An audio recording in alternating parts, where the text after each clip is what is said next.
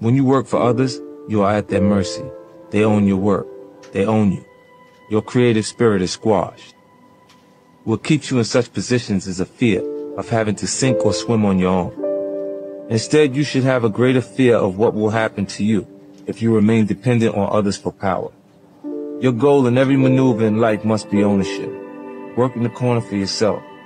When it's yours to lose.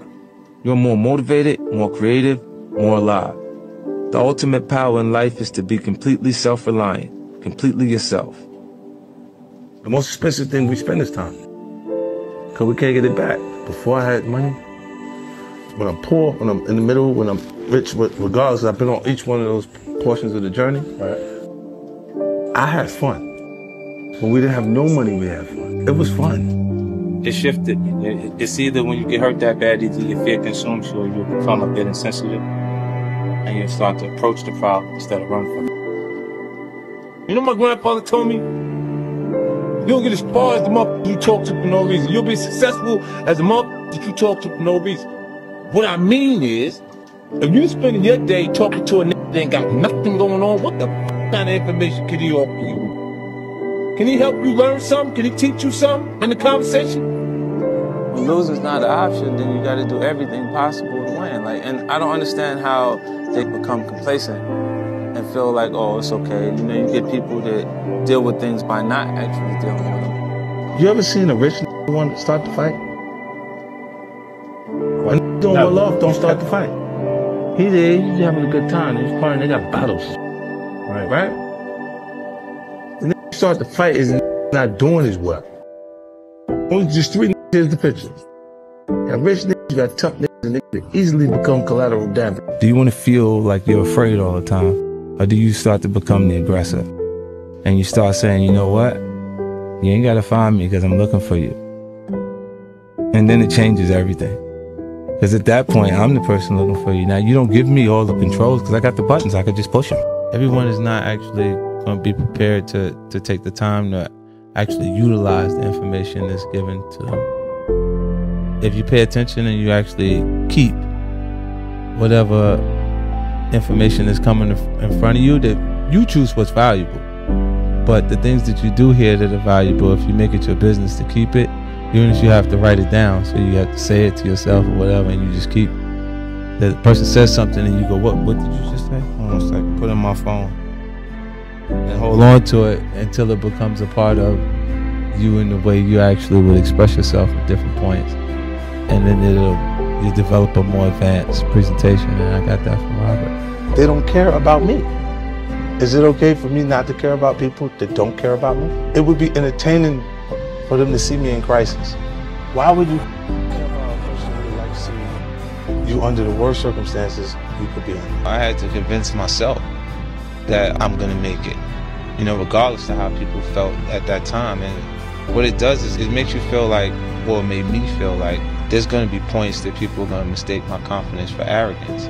They don't understand the process I went through and how much I had to believe in myself in order to make these things happen. I never ran from anything because I didn't have nobody to go to.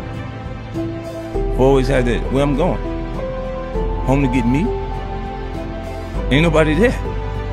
You know what I'm saying? Like, so I've always been in a situation where I'm forced to deal with it myself, so. The most expensive thing we spend is time. Because we can't get it back. Before I had money, when I'm poor, when I'm in the middle, when I'm rich, regardless, I've been on each one of those portions of the journey. I had fun. At each place? When we didn't have no money, we had fun. It was fun. Almost 90% of the time, I'm communicating with people who've achieved a higher level of education than me, right? They're college graduates. So if the information that you needed in the business classes were, if everything you needed was in the book, then the teacher would be too successful to teach the class.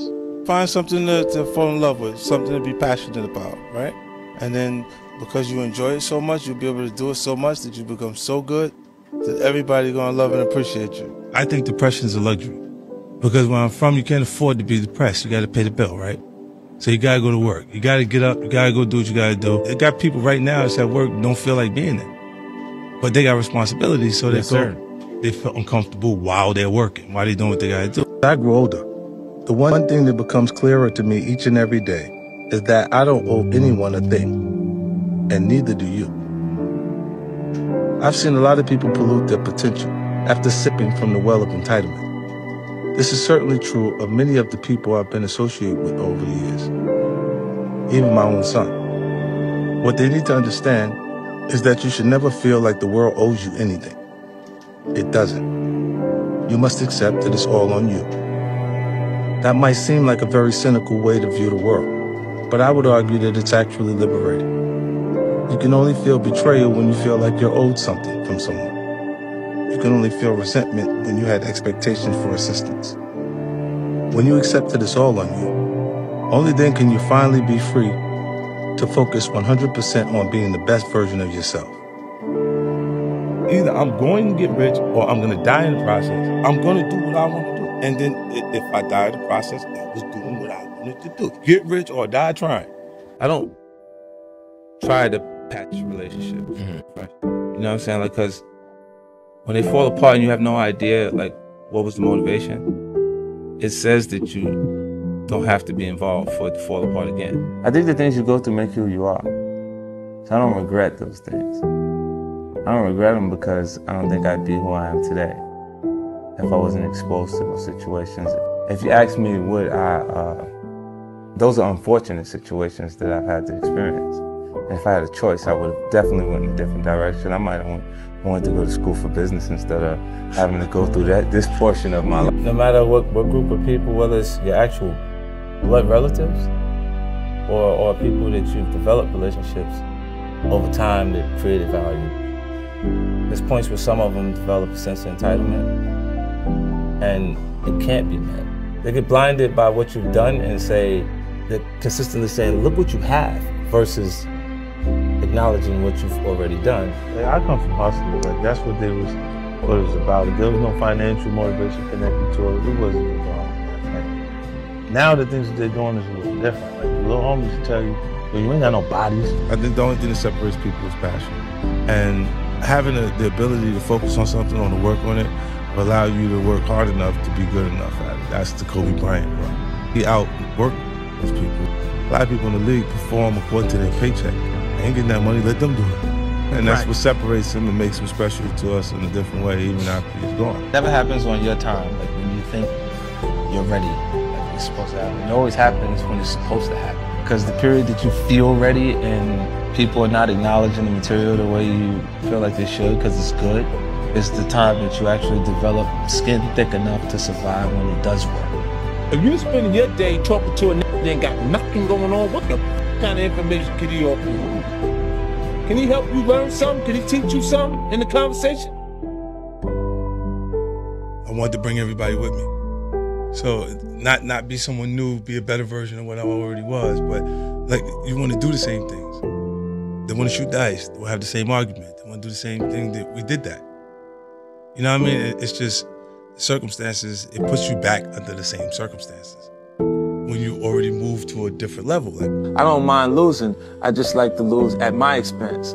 Let it be my fault. If I'm losing based on someone else's decision to do it, I'm furious about it. I was afraid and I was uncomfortable with being afraid. It's either when you get hurt that bad, either your fear consumes you or you'll become a bit insensitive and you'll start to approach the problem instead of run from it. I try not to surround myself with people that I have to be defensive around.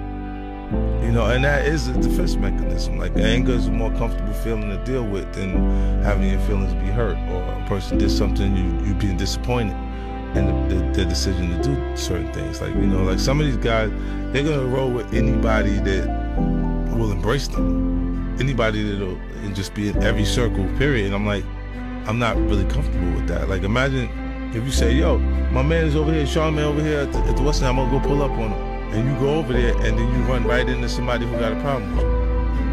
And you all off balance because you was just going, you went prepared to see Charlamagne, not prepared to run into these people. And then you have problems. That's why I don't usually communicate or associate. If a person's on the gate, I kind of put them on the other side. So I don't leave myself vulnerable to that. You know, I had to convince myself that I'm gonna make it.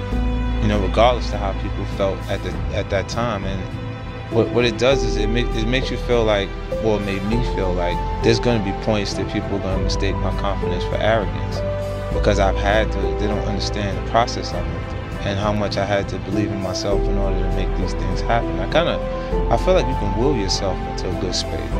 Things that are meant to happen will. And if you believe in yourself enough, you can help yourself learn. You can inspire yourself in different ways where you can actually discipline yourself, to the point that you can become good enough.